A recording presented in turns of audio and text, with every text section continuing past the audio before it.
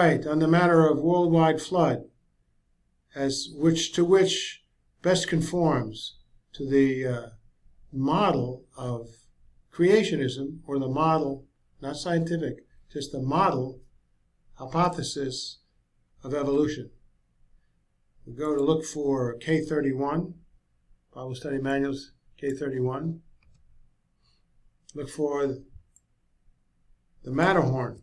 We've looked at anachronistic mountain strata that doesn't appear to be in the approximate time that evolutionists think it should be. A 430 mile by 30 mile slab, whoa, picked up and slid underneath it another one of equal size with hardly any rubble or damage. Billions and billions of tons. Wow. Well, let's look at the Matterhorn. Oops, we have to spell it right and put it in caps. Matterhorn. Okay.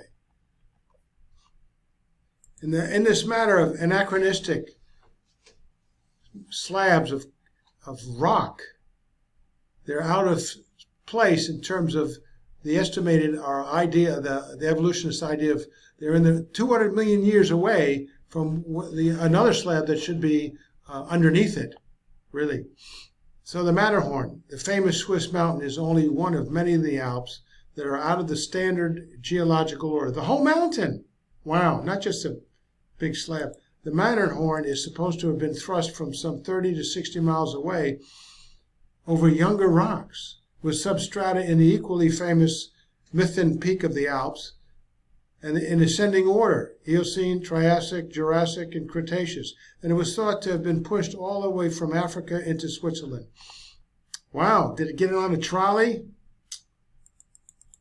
The principle of uniformity is unable to yield a real understanding of the process by which the great tectonic structures of the Earth have been produced. And this is exactly what we are been contending. Ever heard of bankruptcy? In the Deluge hypothesis, it is postulated that the Earth's great complex of faults and folds was produced fairly rapidly when the strata were still soft and plastic.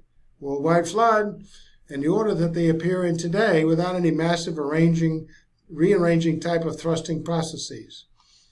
You write more books on explaining why it doesn't observe the way you think it should than the books on how you observe it. No mysterious and unknown properties of the materials or extravagant attributes of the time dimension need to be invented at all. Maybe a time machine. Now we have coral reefs. Other types of sedimentary deposits which have been conceived as long-time accumulations can also be otherwise explained. For example, the great coral reefs, which appear to represent the accumulation of calcium carbonate remains of the coral organisms over eons of time, could just as well have been formed in relatively short periods. Quick and easy, the worldwide flood. The total mass of materials in a reef is a function not only of time, but also of numbers of the multiplying reef-building corals. There is little direct evidence relating to the vertical rate of growth of coral reefs, but such as is available is compatible with the hypothesis of fairly rapid growth. Little has been discovered of the growth rate of reefs by direct measurement. Sluter found that a new reef established in Krakatoa after the eruption of 1883 had grown to a thickness of 20 centimeters in 5 years, or 4 centimeters per year. Other investigators have estimated reef growth at 0.1 to 0.5 centimeters per year. So the rate of growth could certainly account for most of the coral reef's depths found around the world, even during the few thousand years since the deluge. But it is also possible that many coral reefs are of deceptive thickness. Many colonies of coral reefs, reef corals, are found round and with little or nothing to become perfect boulders. When such boulders are transported, an appreciable percentage of them will come to rest in position or growth, whether they be moved a mile across a reef or a mile down a seaward tailless slope. Even elongated or slab-like colonies may end their journey right side up. Particularly during the flood, the extensive reefs formed in the warm waters of the antediluvian seas. that would have been eroded and redeposited, often giving the appearance now of an ancient reef of great extent. In any case, it is evident that it is possible to explain coral reef formation, whether ancient or modern, in terms of biblical geochronology, with the aid of the worldwide flood.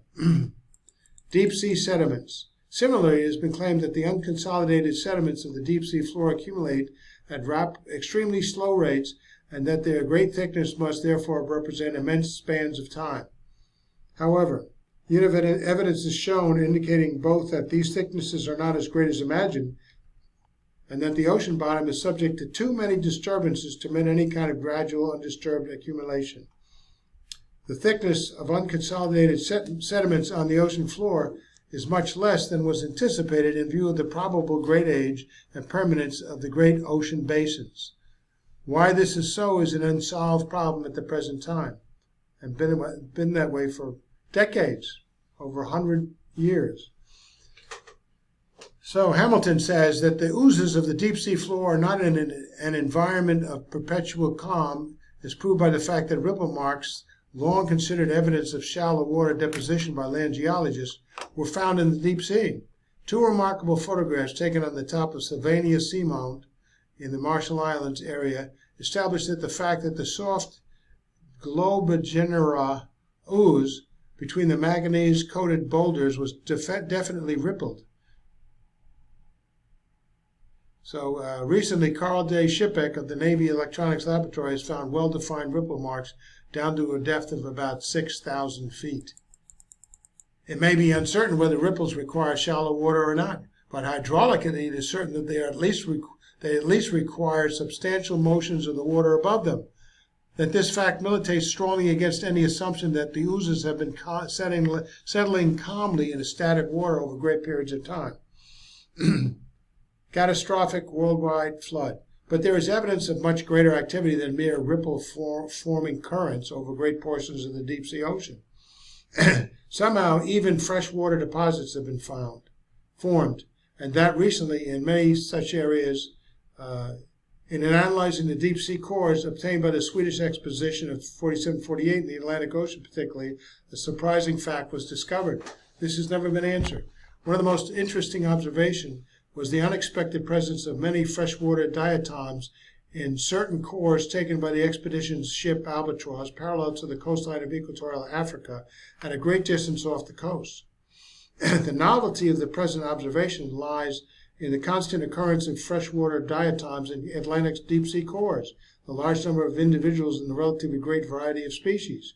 More than 60 freshwater species belonging to various ecological groups were observed, plankton and benthonic forms, species typical for habitats rich in nutrients and even for some poor in nutrients, most forms becoming common cosmopolites.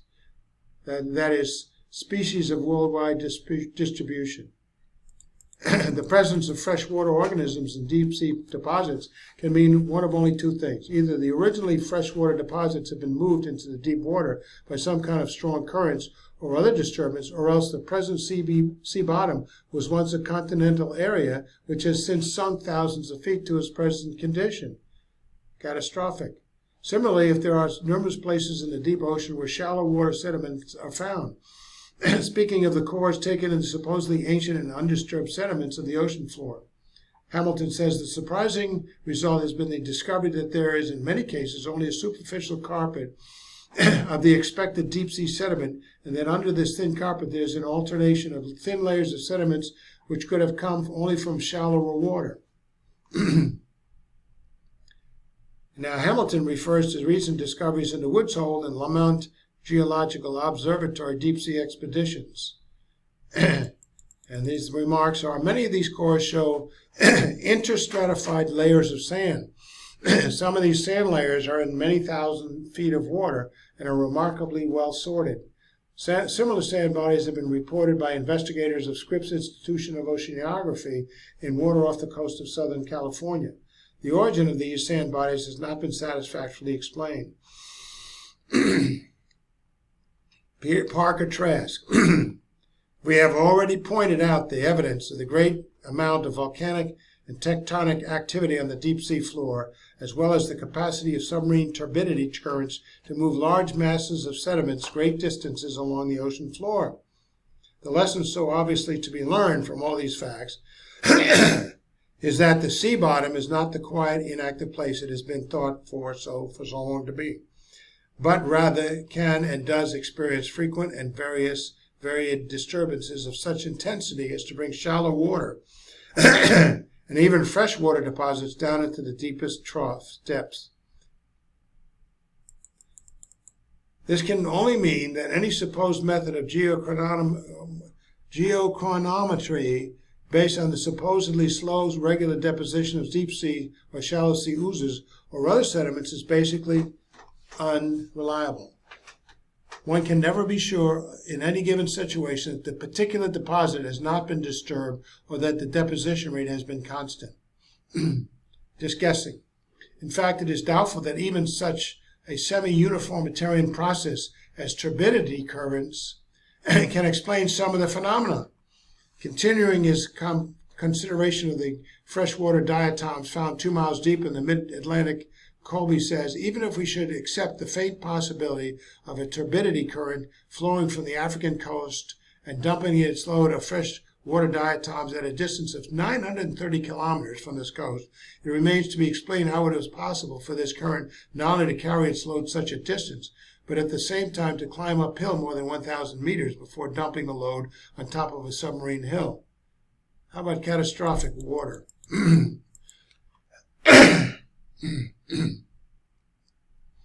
Colby says these phenomena not only demonstrate the meaninglessness of any evidence for great ages of time that might be inferred from the deep sea sediments, but actually demonstrate once again the barrenness of the principle of uniformity as the determinative basis of historical geology. Give it up. Catastrophic.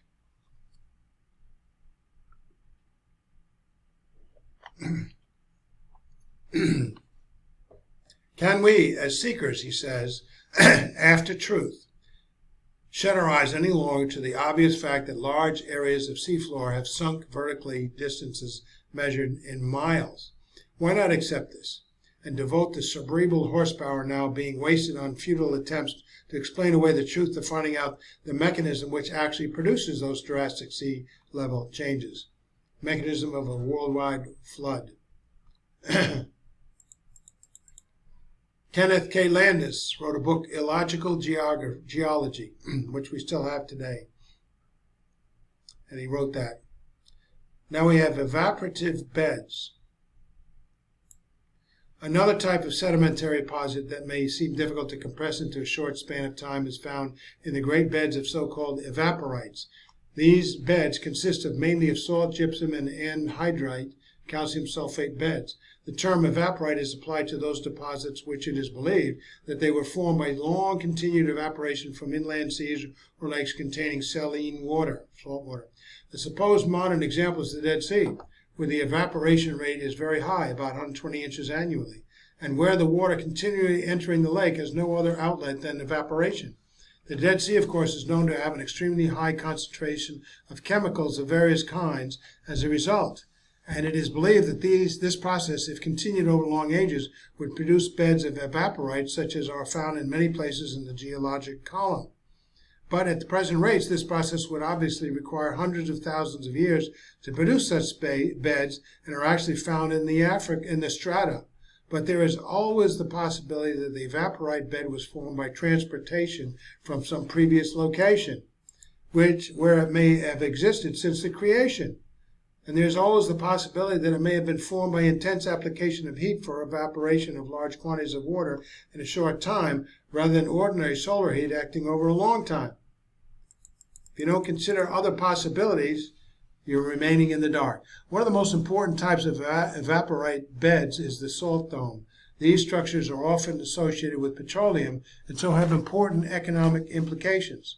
Their tremendous size is indicated by the following. The salt core generally stands vertical or nearly vertical and has a roughly circular or oval horizontal section measuring from 1,000 to 2 miles, 1,000 feet to 2 miles in diameter. It extends downward 15 to even 20,000 feet. So it would seem that it's the height of absurdity to imagine that these huge thicknesses of salt have been built up by evaporation.